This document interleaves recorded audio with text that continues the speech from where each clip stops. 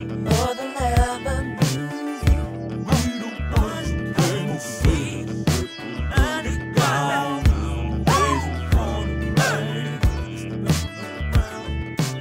Yo, what's up, people? This your boy P. Ross back in the building with the homie.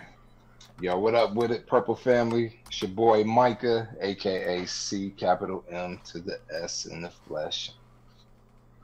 And together we are The Purple Underground. We are the new breed. Yes, we are. Yo, what up, man? What up with it? All right, we got a little song discussion for y'all. Off of, which I think is a brilliant album. You know, a lot of people don't feel like this, but I feel like this particular album is brilliant. What album are you talking about, sir? Graffiti Bridge. And I don't really know how a lot of people feel about this song, though. You know what I mean? Because, we're going to talk about the Prince-inspired track that he wrote for Tevin Campbell off of Graffiti Bridge, Round and Round. Now, I remember back, check this out, this is crazy. I remember back New Year's Eve, 1990. December 31st, 1990, right? Right. And was sitting at my grandmother's house, like, waiting for the ball to drop or whatever. And the Wiz, I think it might have been the Wiz FM then. I think BLZ was gone. And they would do, like, 100 worst songs of the year.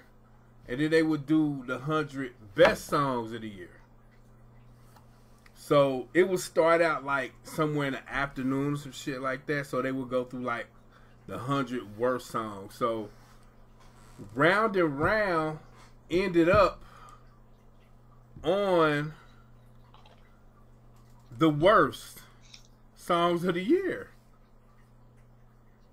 And I'm thinking like, how? Like, I thought Round and Round was so funky. It kind of reminds you like of a young Michael Jackson that was singing about shit he ain't had no business singing about. Like, you know, love. You know what I mean? Right. You know, that's what Round and Round kind of reminded me of. And I thought that it was a great freaking song, man. I thought it was funky. I thought the lyrical content was all that. But I didn't get it. I didn't get why it didn't catch on like it should have. I know it was played on like BT and shit like that, but I don't think it ever made it to like MTV, you know, or nothing like that. You know what I mean? Right. So I just didn't understand it. Like, and the music video was okay. Of course, it was from the Graffiti Bridge movie, but you know, it was still okay. The little choreography was cool in the video with the Game Boys. Mm-hmm. But I just never understood why this song never caught on. And it's not a song that Prince fans talk about a lot. You know what I mean? Right. I think that I've heard some Prince fans saying, it's okay. But I think it's dope as hell. So, that's where I'm at with it. What you think about it, CMS? I mean, I've always liked the song.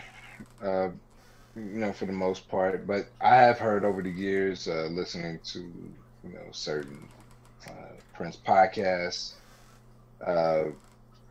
heard like mixed reactions to the song. Right. Which, yeah, I've always liked it. I mean, it's not my favorite cut off of Graffiti Bridge, but, you know, since I've heard the album, you know, almost, well, it'll be 29 years this year, but you know, I always thought it was one of the standouts that actually I was like, okay, I'm feeling it, but you know, it's funny. I remember my cousin Christina, shout out to her, And at the time when the album was out, she was really I think she had like a little thing for Tevin Campbell at the time. And I can't remember if his album was out yet, his first album. I can't remember if it was or not. But she liked that song. Right. But she wasn't really into Prince like that. But she would listen to that song or whatever. But and then I think isn't the version on the Graffiti Bridge album, isn't it like remixed by what's the guy's name? Junior something. I'm not for sure. And then the version that Prince produced, I think I don't know if that's something like the single. Right. Like 12-inch single or something. Didn't a different version end up on his album too? Who on Tevin Campbell's. On his first album. I want to say, yeah. I think it was a different version that ended up on his album. Yeah, but I think the one that Prince actually produced ended up on his debut album. Nah, I think it was something different. Hold up. I would have to research that. I can't research it now, but it was several different versions to the song, and yeah, I know it ended up on his first album. I can't remember which version it was. Right. I mean, because the one on the Graffiti Bridge, like musically, to me, it doesn't sound like a Prince sound too much. The one on Graffiti Bridge? I mean, when I listen to it now, it don't really sound too much like a Prince sound. You know? I mean, I mean, like I said, I like it. It's it's cool. I think it fit right in with the theme of his music then, like the real bassy, funky type shit. Right, yeah. You know what I mean? That he was doing right around that time. Right. Yeah. Yeah, I mean, like I said, I don't have no problems with it. I like it. I've always, accepted it for what it is. Right. But I have heard that, though, from different Prince fans, like, mixed reactions. Right. Never understood that. Never understood why. 'Cause I think it's fun. Right. Shit. Yeah, but it's a cool track.